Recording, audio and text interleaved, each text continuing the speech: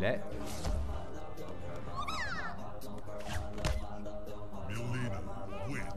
us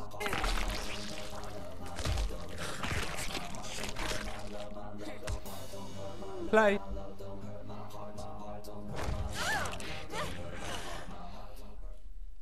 Welcome back, combatants. This is part 12 of the Mortal Kombat 9 Challenge Tower. I am your host, Deckers49, and we are on Tower 121, Slow-Mo Combat.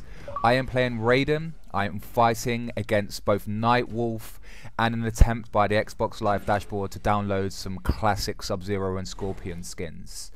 Which one am I going to beat first? And clearly the developers were not messing around when they said slow-mo combat. I guess fortunately for me, Raiden has a number of moves that you can use which have like quite a high chance of connecting. The screen dash, I guess you'd call it. I don't know. Maga maga wa! That one, or perhaps I should be maga maga wa, considering the game mode that we're playing. Half tempted to do all of this commentary. So slow-mo. But I think while I've been concentrating on attempting to make something comical out of that, I am actually getting the living shit kicked out of me very slowly, but very, very surely. Now, half-living zombie shit aside, I'm going to have to do something here to pick up my game. And I think Nightwolf has made his first big mistake there. And when I say Nightwolf, I mean Raiden. I'm on my last chance here, guys. Let me see if I can get this throw in. Yes! Go, go, go! Boom. And challenge 121 is a slow success. Okay. I can see Sub-Zero ahead of me. Listen to your elders. I have enhanced powers. I need to defeat your opponent. However, only my special moves are available. Okay, that's fine. Everyone should be listening to their elders, and Raiden is the oldest of the old, apart from that bird who hangs around the chip shop waving her knickers at people. I think they call her Mad Mary.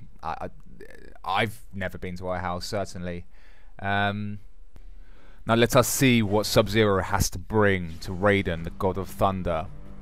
Can you survive using only your special moves? Raiden, by the Elder Gods, I command you to stop!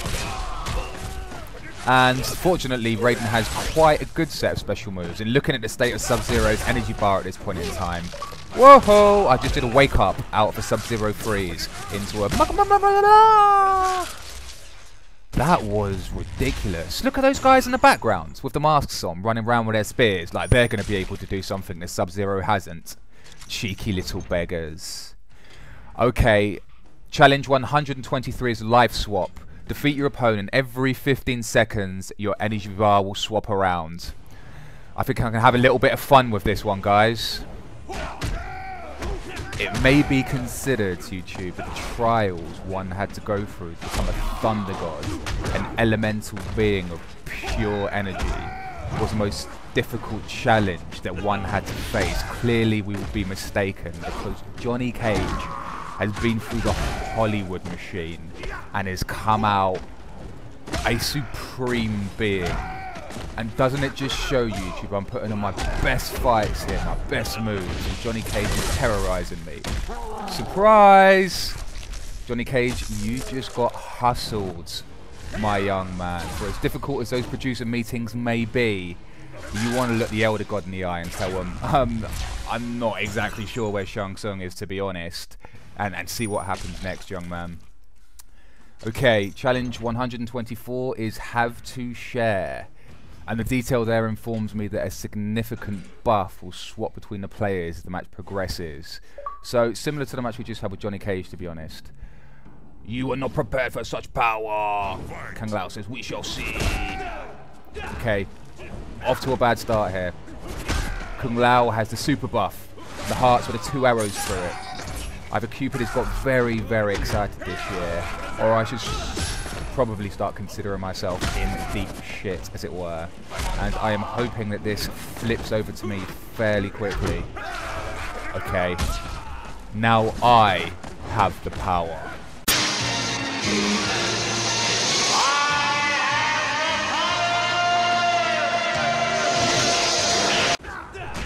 However, magic swords and battle cat notwithstanding, Kung Lao is still putting up something of a fight here, and I believe I remember this particular challenge for quite some time.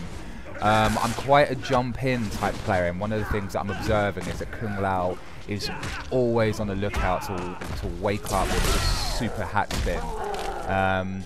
But, you know, when the God of Thunder is teleporting back and forth, chopping your skull into little bits and pieces, fragments of Shaolin bone, there's not much you can do, if I'm completely honest. And the power is reverted back to Raiden once again. I think it's only a matter of seconds here before Kung Lao expires. Hat spin or no hat spin. Come on, we can do this thing, Raiden. Yes! And there you have it. Challenge number 124 is a complete and utter success. Okay, challenge 125 is the Elder God's Wrath. And I have to defeat my opponents, my special moves do extra damage, and I have an unlimited enhanced attacks. I am fighting 3 opponents here. So obviously, I need to be on my guard. Now there is something about these 3 characters actually which just unsettles me to a certain extent, you know. There's something unwholesome about these guys generally, you know. If you had to look at the Mortal Kombat cast and come up with 3 names of people who would be involved in horrible, horrible hate crimes involving sexual depravity, I don't think you'd go much further than these 3 people, to be honest. You know, whereas Shao Kahn, yeah, okay, so he wants to kill everyone in a known universe, but, you know, his megalomania's quite honest, really. He doesn't make any excuses about what he's trying to do. He wants to destroy every single man, woman and child that's against him, and he's going to let everyone know that. However, you know, Quan Chi, in some ways, he's kind of like a pimp. And I don't mean that in a kind of West Side represent way, like a reputation thing. He is just like a soldier, you know, a lieutenant in the sex trade, and I just find him being on screen very unpleasant. Shang Tsung is like he's like the drug lord, Joe. He's like, you know, Quan Chi he's getting runaways. He's dragging up young runaways down train stations, you know. Country girls, country boys who've just come in from the big city looking for their big break, and Quan Chi is drugging them up, and he's using Shang Tsung's drugs to do such a thing, and then Ermac is training them in ways you don't even want to think about. So yeah, those 3 guys, they unsettle me a little bit. Hopefully I won't encounter them all at once again. Okay, but on to the next challenge. Test your might.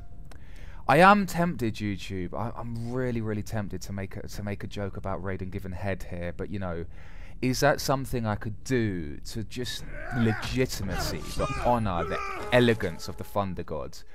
Oh, you tit! You can't even chop a fucking head in 2. What's wrong with you? Okay, so I'm just going to concentrate on the bar to the left of the screen for a little while, because my understanding from all of the previous Test Your Mights is it's supposed to go green when you're able to break something. Now, I'm putting the bar quite high up, and nothing's happening, but it appears Raiden has mastered the ability of head, and I'm just going to leave it at that, and we're not going to take it any further. Okay. Challenge number 127 is called Cut. I am Johnny Cage. And I've got 30 seconds to kick the shit out of the director. Oh, he's stitched me up so bad on a production budget. Like, oh mate, I'm just going to do a Christian Bale on this guy. Do you think he's called Bruce? Bruce! Bruce, you fucked up my shot! Actually, I'll take it one better than that, YouTube. In my mind, this man is George Lucas.